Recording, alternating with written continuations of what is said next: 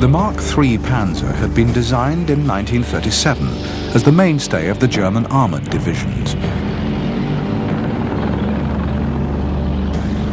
In the Battle of France, the Mark III had encountered Allied tanks with very heavy armour, and its 37mm gun proved nowhere near powerful enough to cope. After the 1940 battles, Hitler ordered the Mark III fitted with a more powerful 50mm L-60 high-velocity gun. However, because of supply problems and the confusion which typically arose when attempts were made to keep up with the Führer's personal interventions, a different gun was actually fitted. The 50mm L-42 had a lower muzzle velocity than the L-60, and in the Soviet Union it would prove ineffective against the thick, sloping armour of the latest Soviet tanks.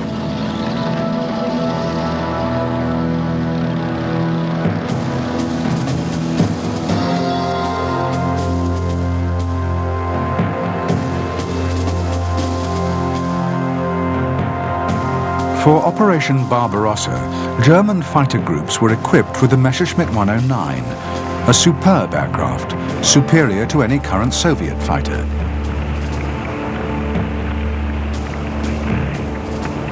The 109F, which reached the squadrons in the spring of 1941, was a substantial improvement on its predecessor.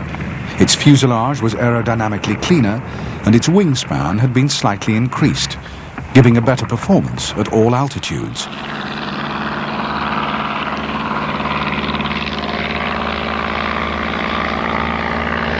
The airframe was also strengthened to exploit the extra power offered by new versions of the DB601 engine.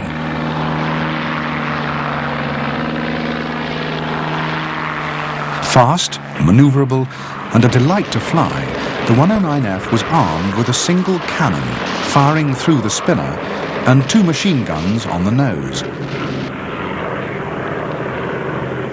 Because pilots were unhappy with the 15mm cannon fitted to early Fs, later versions mounted a far more destructive 20mm weapon.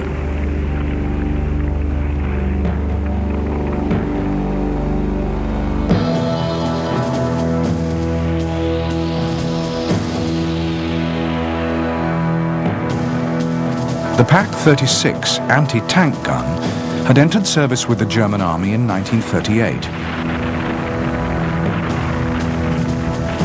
In the Battle of France, the 37mm weapon had been far from adequate against the heavy armour of many French and British tanks. Its shot could penetrate 50mm of plate at 500 metres, but only in ideal conditions, with the projectile hitting the armour at right angles.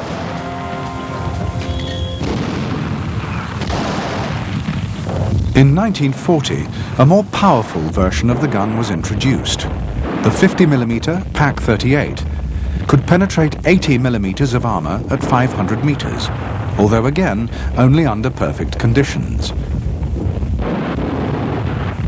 In Russia, of the 72 anti-tank guns in each infantry division, less than 1/10 would be Pak-38s. The rest would be the much less effective 37mm weapon.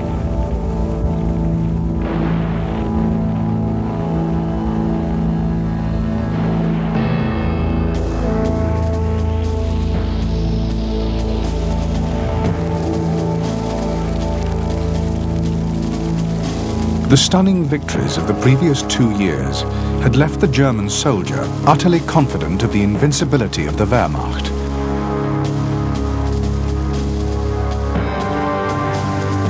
In training, tactics, and leadership in the field, the German army had been shown to be without equal. By 1941, it was even better than before. Training had been improved in the light of battlefield experience, and the relations between the men and their officers, always good, had been tempered in combat to a new level of confidence and trust.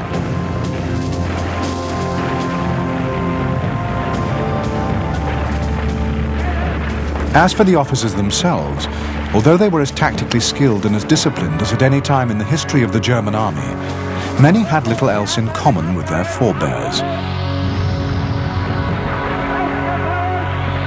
Under Hitler, the influence of the traditional military class had declined, and rearmament had increased the size of the officer corps very quickly.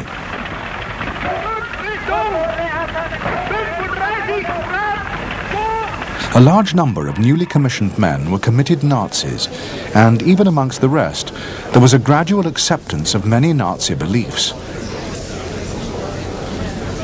The conviction that Russians were an inferior race and a hatred for Jews was by now widespread amongst German officers. When Hitler demanded that in Russia ruthless measures must be taken against Bolshevists, partisans and Jews, there was little protest from German commanders at any level. Parteitag der Bewegung geht zu Ende. Was für Millionen In the Soviet Union, the German army would descend to levels of barbarism that the officer of only a generation before would have found unthinkable.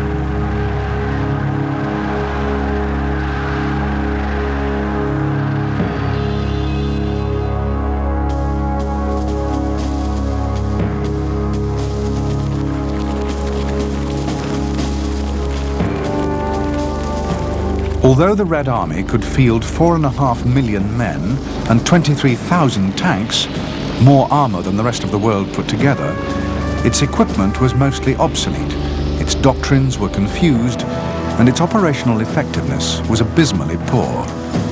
Finland, and now the German victories in France, had shocked the army into frantic efforts to reform itself. But the task was a mammoth one. A top priority was rebuilding the large-scale mechanized corps which Stalin had disbanded in 1939. Their tanks had been scattered amongst the infantry divisions, and now they had to be equipped, manned, and trained from scratch.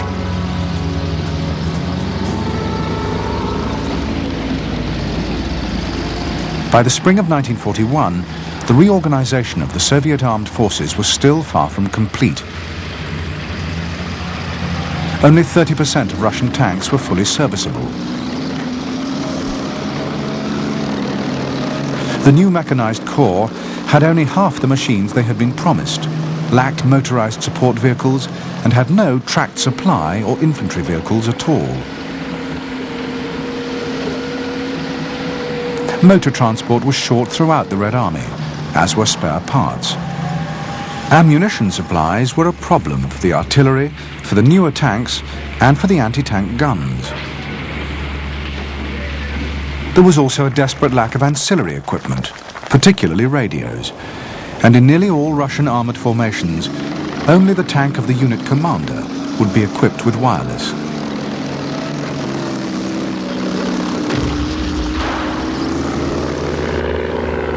Like the rest of the Red Army, the Air Force was burdened with huge numbers of obsolete machines, and it too suffered from poor maintenance and equipment shortages.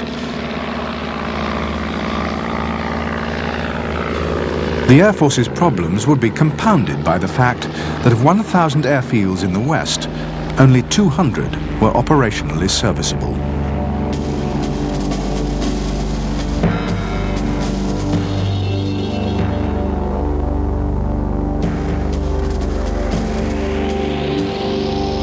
The BT series of fast tanks was based on a revolutionary suspension system developed in America and licensed to the Russians in the early 1930s.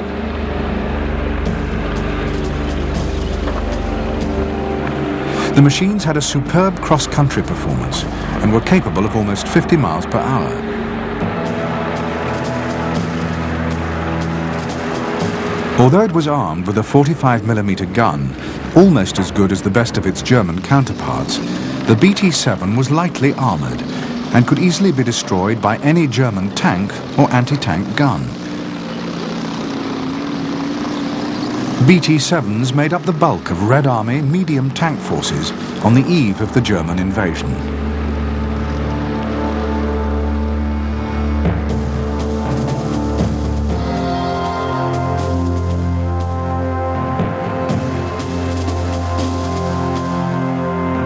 The T-34 was the best all-round tank design of the Second World War and entered service with the Red Army in the summer of 1940. Its excellent suspension